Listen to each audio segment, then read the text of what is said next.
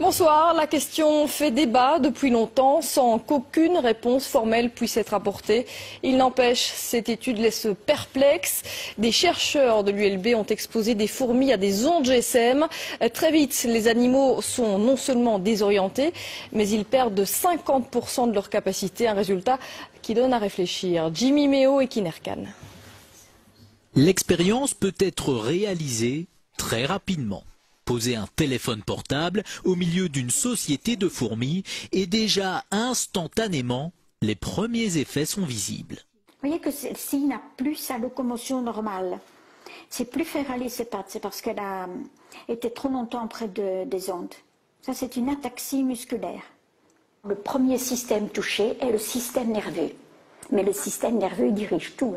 Il dirige la locomotion, il dirige la perception des signaux émis par les autres, il dirige le comportement, etc. Donc tout est affecté. Les capacités d'apprentissage des fourmis exposées aux générateurs d'ondes sont affectées de 50% par rapport à la normale. Et même avec une période de récupération, elles ne retrouvent que 60% de leur capacité de mémorisation.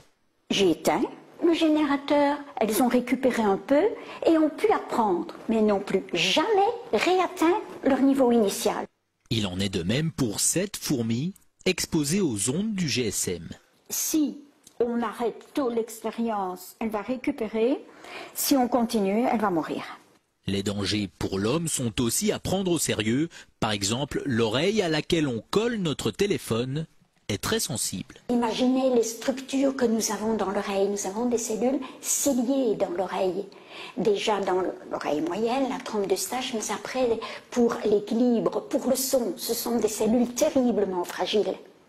Les conseils, éloignez votre appareil, pas d'utilisation pendant trop longtemps.